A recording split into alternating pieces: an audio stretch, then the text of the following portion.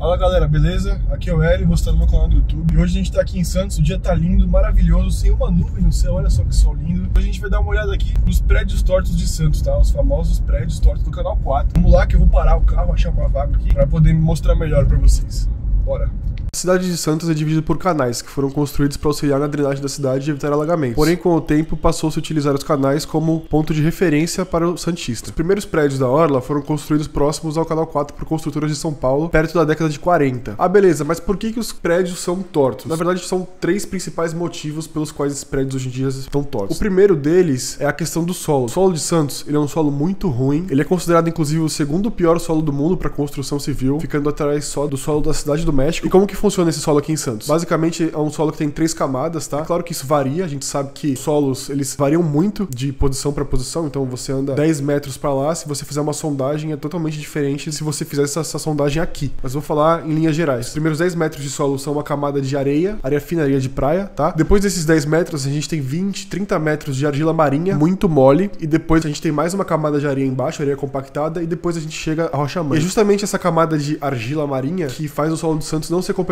para construção civil. Como essa camada é profunda e na época não se tinha tanto conhecimento da cidade como hoje, as primeiras construtoras que vieram para cá não eram da cidade, eram construtoras de São Paulo. Santos não era uma cidade tão desenvolvida na época. E essas construtoras de São Paulo, eles acabaram trazendo muito do know-how de construção que eles faziam lá e acabaram negligenciando a questão dos solos aqui em Santos. E a solução que essas construtoras escolheram como fundação desses prédios foi fundação rasa, né? Sapata isolada na maioria dos casos. Como a gente tem um solo muito ruim, a gente sabe que a sapata não é a melhor das escolhas. Então esse foi o primeiro motivo. O segundo motivo, basicamente, é o que a gente chama de bulbo de tensões. Quando você faz uma fundação, seja ela rasa ou profunda, mas isso é mais importante das fundações rasas, a sapata ela vai se apoiar no solo, né? Então aqui a gente tem o solo, você vai ter a sapata se apoiando, e embaixo do solo você vai ter uma formação do que a gente chama de bulbo de tensões. E ele leva esse nome justamente porque ele parece um bulbo, parece uma lâmpada assim, o formato dele. Esse bulbo de tensões, ele basicamente delimita a quantidade de solo que está sendo solicitada para segurar aquela fundação, ou seja, aquela sapata. Quando você tem um prédio, o conjunto de sapatas vai formar um bulbo de tensões. Se eu construir um outro prédio muito próximo desse, os bulbos de tensões vão ter interferência, porque o bulbo ele é mais largo do que o prédio em si. Então eu tenho um prédio aqui e um prédio aqui. Os bulbos dele vão se fundir. Vai ter uma região ali onde a tensão é somada, fazendo com que o solo acaba sendo solicitado mais e não aguentando. Eu vou tentar mostrar pra vocês aqui. Aqui, ó, dá uma olhada nessa imagem. Aqui a gente tem então uma representação do modelo que eu fiz em elementos finitos no FreeCAD de 2 prédios, tá? Aqui tem um prédio na esquerda e um prédio na direita. Você vê então aqui justamente o que eu falei, tá? Os bulbos de tensão desses prédios aqui. Se a gente pegar os valores de tensão, esse aqui é o gráfico de tensões a 100 metros da superfície desse ensaio. Então, se você der uma olhada, a 100 metros, a gente tem uma tensão ainda bem dividida, tá? Os bulbos não tem grande interferência. Tem uma soma aqui, nesse trechinho, mas se você pegar o máximo, tá dando 6.500. Agora, vamos dar uma olhada como que fica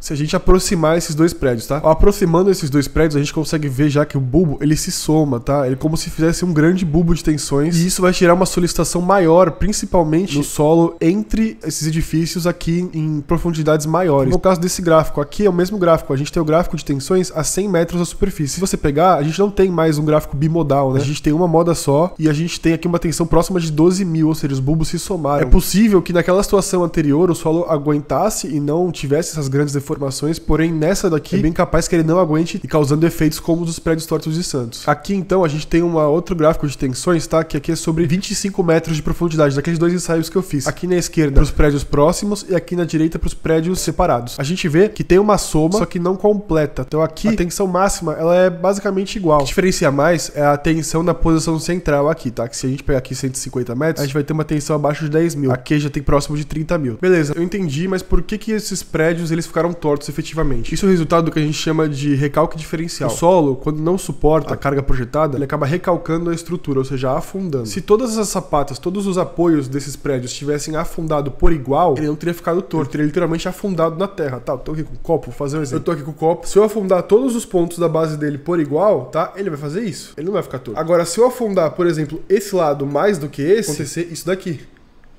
Ele vai ficar torto. Que quer dizer justamente que o recalque ele foi diferente em diferentes pontos de apoio da estrutura. Ah, mas se o recalque fosse igual em todos os apoios da estrutura, não ia gerar nenhum problema então, certo? Na verdade ia. Se o recalque for muito grande, mesmo que ele seja um recalque igual, você vai ter problemas principalmente na interface da estrutura com a rua, por exemplo. Imagina que você tem uma escada que vai pro hall do prédio, o prédio afundou, você vai, por exemplo, perder um degrau, o degrau vai afundar. Imagina você começar, quando você acaba a escada, você tem um degrau para baixo, você vai ter esse tipo de problema, tá? Em rampas, por exemplo, para acesso de veículos nas garagens, drenagens. Também tem uma questão de tubulação. Você pensa ali que tem uma tubulação que sai do prédio, uma tubulação de esgoto, de água pluvial, ou até de questão elétrica de conduíte, sai do prédio e vai pra rua. E quando ela vai pra rua, você tem aqui de um lado a tubulação na rua, a tubulação no prédio. Se o prédio afunda 1 metro, como é que o tubo vai ficar inteiro? Esse tubo vai ser rompido, então vai ser puxado 1 metro aqui pra baixo, e aí depois, é claro, vai dar uma dor de cabeça, vai ter que desenterrar e refazer toda a tubulação, etc. Então sim, dá problema, só que dá menos problema. Você consegue resolver essas questões de modo local, sem ter tanta dor de cabeça. Agora, quando o prédio entorta efetivamente, a gente tem a aparição do que a gente chama de solicitações de segunda ordem. Que é isso? Quando o prédio ele é calculado para resistir os esforços na posição vertical. E você projeta esse prédio, ele tá lá, não tem problema nenhum. No momento que você entorta esse prédio, você vai ter esses momentos de segunda ordem, tá? São solicitações que o prédio não estaria passando se ele estivesse reto. E muitas vezes a estrutura não é projetada, ela não consegue aguentar essas solicitações de segunda ordem. Ah, mas então os prédios de Santos vão cair. Não, os prédios de Santos não vão cair. Santos é uma cidade grande já, com bastante habitantes, uma cidade que tem uma certa importância aqui na Baixada, até para São Paulo, escoar grande parte da mercadoria e trazer também muita importação para a cidade através do porto. E esses prédios eles têm bastante notoriedade na questão da construção civil aqui do estado de São Paulo. Já foram feitas diversas perícias desses prédios. Se eles estão de pé hoje funcionando, é porque a estrutura foi considerada adequada para manter o prédio. Esse prédio aqui, ele é conhecido em Santos. Ele é o famoso edifício Excelsior do Canal 4. Inclusive, ele foi carinhosamente apelidado de torto. Esse prédio, ele é um dos mais tortos aqui de Santos e chega a assustar você olhar ele de perto. Olha só esse ângulo que eu fiz a filmagem. Se você olhar, o prédio do lado dele tá reto.